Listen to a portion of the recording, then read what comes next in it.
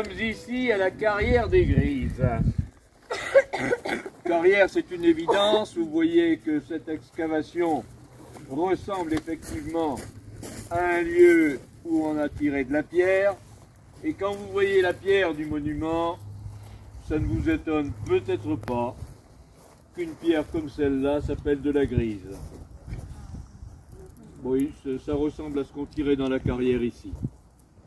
Mais c'est pas trop pour vous parler de géologie et de ce granit qu'on vous a amené ici. Ici, vous êtes sur un lieu, non pas de massacre, mais de fusillade d'otages. Vous avez appris dans les visites de cet après-midi ce qui s'était passé là. Vous vous souvenez des prisonniers qui étaient rassemblés à quel endroit déjà?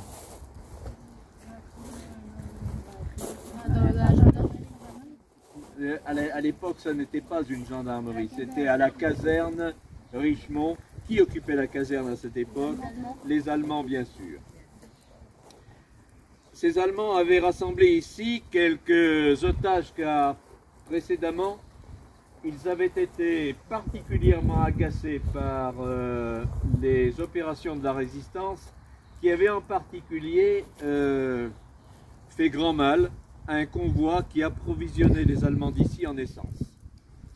L'opération des résistants avait fort bien fonctionné, l'embuscade avait fonctionné à merveille et les Allemands avaient dû sur ce coup-là perdre au moins une quinzaine d'hommes, dont un officier, et pas mal de matériel.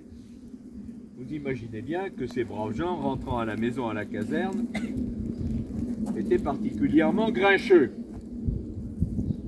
Leur première réaction a été de dire, eh bien, comme c'était d'ailleurs la consigne depuis quelques mois, toute exaction commise sur l'armée allemande n'était punie d'une chose, c'est de la mort. Et les otages étaient là pour subir ce sort. Les Allemands ont donc obtenu des gradés que ces otages soient promis à la mort, pas très loin de la caserne. Pour que leur dernier trajet se passe dans des conditions les plus tranquilles possibles, on dira, on ne leur avait évidemment pas délivré leur sort. On leur avait promis à ces otages qu'on allait les emmener travailler sur le mur de l'Atlantique. Bon, pourquoi pas? Toujours est-il que leur sort a été beaucoup plus brutal et rapidement livré que celui-là. Le convoi allemand qui est parti de la caserne devait compter une ou deux voitures d'escorte à l'avant, un camion ouvert avec les otages dessus et deux camions de militaires qui les suivaient. En venant de la caserne où on est passé tout à l'heure jusqu'ici, l'un des véhicules est tombé en panne. Pas très loin au large de l'étang de Sceaux, là devant un bistrot. Et là, la dame qui tenait le café a eu l'occasion d'échanger quelques mots avec les otages qui étaient sur le camion, innocents de ce qui allait leur arriver. Et puis la panne étant réparée, le convoi a repris son chemin pour aboutir jusqu'ici. Les Allemands y avaient déjà perpétré un crime ici, quelques temps plus tôt, quelques semaines plus tôt. Et pour bien montrer que la préméditation était bien réelle de leur forfait, ils avaient creusé ici une fosse commune. Bon, vous savez, partisans du moindre effort, ils n'avaient ni bêche ni pelle pour creuser le trou. Ils avaient tout simplement utilisé des grenades qui, avec leur souffle, avaient dégagé une fosse dans laquelle les prisonniers, les otages devant laquelle les otages seront abattus. Petit matin, je ne me souviens plus très bien, mais ça devait se passer autour des 6h, 6h du matin.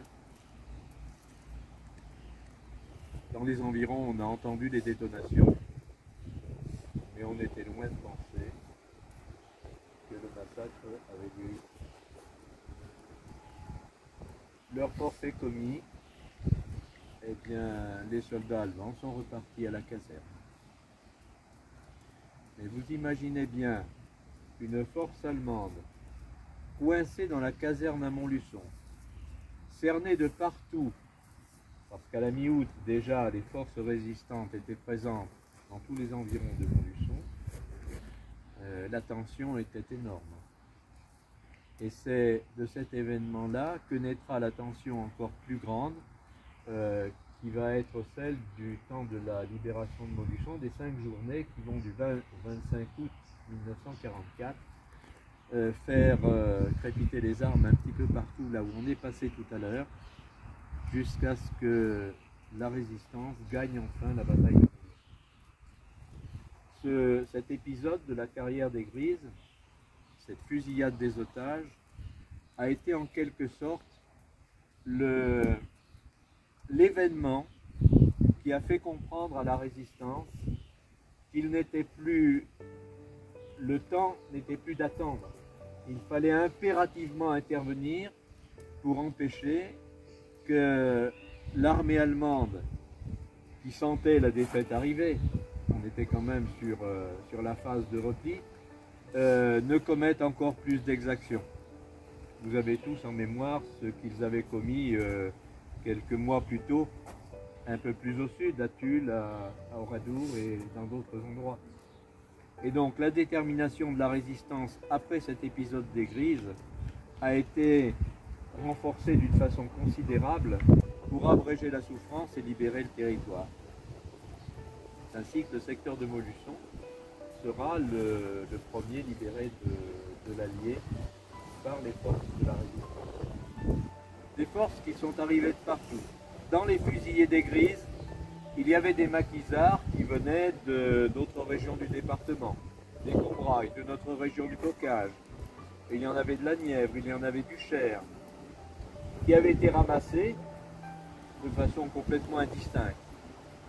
Mais ce sont aussi leurs camarades de ces mouvements de résistance qui étaient des Combrailles, de la Creuse, du Bocage ou d'ailleurs, qui ont participé après à la libération de Montluçon. Donc vous voyez à quel point on était dans un moment de grande tension, de tension qui était exacerbée sur cette période de fin août, qui a été à la fois la période du sacrifice, puisque là on a eu quand même d'assez nombreuses victimes, et la période du soulagement, puisque ça a été celle de la libération. C'est un peu dans ce sens-là que je voulais vous faire poser vos pieds dans ce lieu de mémoire, qui est un lieu emblématique à la fois du sacrifice des résistants, mais aussi